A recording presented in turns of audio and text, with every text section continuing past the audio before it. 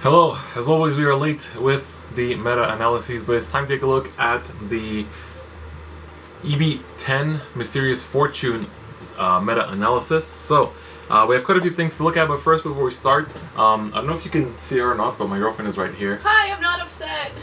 I'm just focused. And, oh yeah, right, because somebody commented that. But we started a little side channel of just like random vlogs from our trips and other stuff we do. So if you want to check that out, I'll put a link in the description.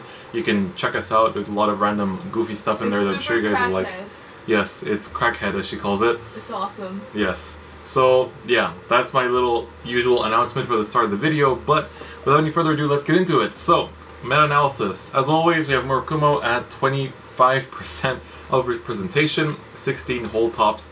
I mean, this hasn't changed at all, but the rest of the clans of this kind of breakdown are pretty interesting. So we'll take a look at those as we do. But first of all, I mean, I didn't even present the pie chart. Here it is. Big thanks to Dexander as usual for providing the data and information. This does include, doesn't have any of the English tournaments yet, because I think the only one that's going to be, oh, actually it already passed, but it didn't include it, so there was no tops for that. But at least they're not included in this pie chart. So, as I said before, Murakumo 25%, no reason to talk about it. We've already talked about it enough times because it's been going on since September/August, I guess, for Japan side, but I guess September is the right one. And now we're getting into January already with this mess. Then Tachikaze is at a pretty, well, not super close second, but fairly close with 17% representation. Again, we talked about this one a lot. Tachi is just a really strong go first, draw the right cards, and steamroll your opponent before they have a chance to respond. Can win against most matchups because if they open well, they're going to win. And if it has representation, then it's going to top. So 11 whole tops for that. Narukami still keeps climbing, this time at 14%. This is pretty interesting because it was basically, you know, going from very little tops at one point in like V-EB10 to slowly getting a bigger part of the pie chart. And so it's really nice that to see that Narukami can keep on topping like that. And I mean, it is good because it has a good matchup against basically everything. Pale Moon might be the only one that's not as good as we said before, but it's nice. And with Vanquisher support coming out in Japan very soon that will impact these pie charts, we're going to see if that actually does make a change or not. But the support does look pretty good so far. We haven't seen Vanquisher himself, but we have seen a lot of the support cards and they do look pretty strong. Then for Pale Moon, it's basically a 10% representation. This is, I mean, pretty solid. It's what you would expect. Pale Moon basically tops almost as much as the other clans, and nobody really complains about it because it feels more fair, even though they just crap out of board for basically no effort. It's just that you can damage control them and prevent that from happening, and it's a bit easier to like counterplay them in a way. So that's quite interesting. Now the thing that I want to talk about here is that Gold Paladin is basically at 9% of representation here, and Agravain does seem to be making a big change here, because when I look at these Gold Paladin list, it says 50% Agravain, 50% unknown, so there's a chance that all of them are actually Agravain, or there's a few Azels, but even Agravain himself does play Platinum Azel, you know, as a finisher, so that is pretty cool because, like, it's just a really strong deck. Like, Agravain is really aggressive. It's kind of the same as Tachikaze in a way, but just, you know, with golds instead of Tachi. Therefore, you get a lot of random free advantage out of nowhere, and that's really, really nice. But it's nice. Like, golds, a lot of people weren't too sure when the set first released if golds would be performing as well or not, because people were kind of on the fence about Agravain, but in the end, it does show up to be pretty good. It's kind of like, I guess, like Tachikaze and Aqua Force in the same sense, where it's just aggressive.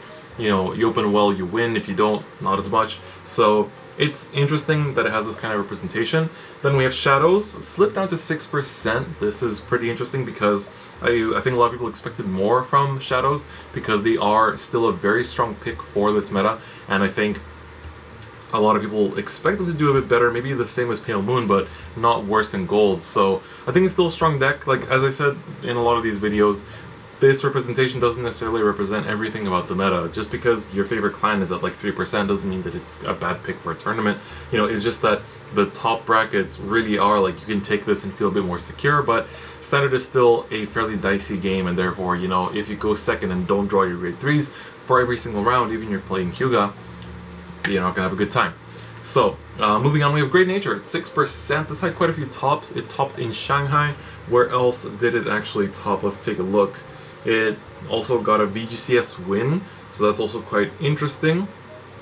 Or rather, yeah, in Shanghai was 3rd, so that's a pretty nice result for it as well. I got 3rd in yeah, I got 3rd in 2 different Chinese WGP, so that's very nice.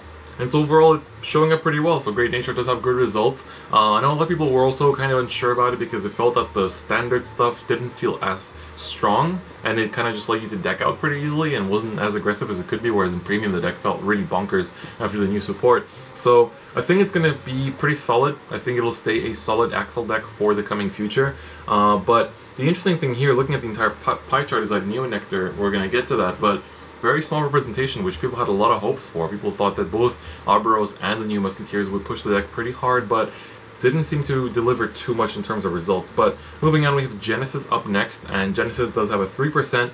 This time, not as good as it was last month, I think. But, I mean, we are getting more support for Genesis in the future, and I think this will be 50% Himiko, 50% Valkyrion, so only 2 lists that topped, so both Himiko and Valkyrion showing up, but I think, again, Himiko is a very strong list. Probably won't get too much support, and it's just going to be mostly Valkyrion stuff coming out in the upcoming set, but still pretty cool regardless. Then we have Aquaforce with the same amount of tops. Again, we talked about this one a lot. And then Spikes actually got themselves a top, so that's quite nice as well. Spikes are pretty solid in Standard, but arguably not as solid as the top dogs of the meta, but still quite strong. And I mean, with next set looking to be very Bermuda dominated, we'll see if other Force clans can actually shift. And that's something I want to talk about going forward, is that, you know, it's interesting that we've been in this Accel meta for many months, but it looks like the new Bermuda set has pushed Revere to be the best deck in the format again. And I think that's going to be interesting because when we have a Force meta, it really changes the general deck distribution, because with an Accel meta, it's really hard for Protect decks to thrive. But so with a Force meta, we might actually see some differences in these decks, so maybe Murakumo will be just coming down a notch, and then we'll see if Murakumo even gets a limitation or not, or if they're just going to try to creep it out again, and we're going to see how that paces out. But kind of hard to guess for now because we just have Bermuda to go off of, and we've seen Revon as well, and he does seem strong, but I don't think he's going to be really the same power level as Murakumo to push out Bermudas. So we'll see how that is. It's going to be quite interesting. Then Novas did get themselves a top. I believe this was God Hand. That was Beast Deities and God Hand mix. It has been topping over the last weekend too, I believe in Malaysia. Ryan Kai actually topped with it as well. It was also a Beast Deity God Hand mix, and so it's quite interesting to see that as well. And then finally Royals got themselves a top.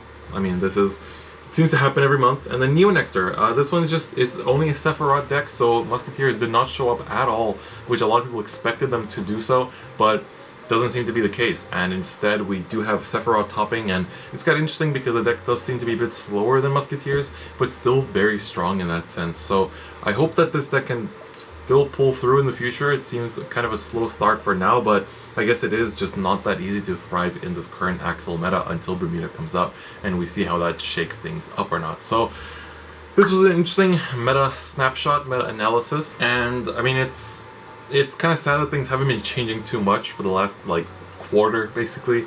Really, it's just like some decks shift up and down, and then like new support comes out for something and it comes in, so like Great Nature and Golds in this month. So we'll see how Bermuda changes that. We will be taking a look at that next month. I can give you a preview now already, but I mean, even then, load please. But actually, I took a quick peek right now at the next month's one, and so far, out of 23 tops, this is looking pretty funny. So it's going to be a funky chart, because this will definitely change up the meta a lot, and we'll see what survives, because right now, even though Murakumo is dominating, there's still a lot of deck diversity, because a lot of Accel decks are really good, but when Bermuda comes in, this might just change. So we'll see how that looks at the end of this set, and when we do the next meta analysis, because this might be pretty interesting. So thank you so much for watching. Once again, big thank you to Dexander for providing the pie chart as always, and thank you for watching as well. So also, I forgot to say that this format that you see for this meta-analysis was actually the Worlds format that we're gonna have for Worlds 2019. My baby wanted to have me record her because she was like, "Why are you filming me?" You said you wanted to be cute on camera. No, I didn't. Yes, you did. Yes, you did. Anyway.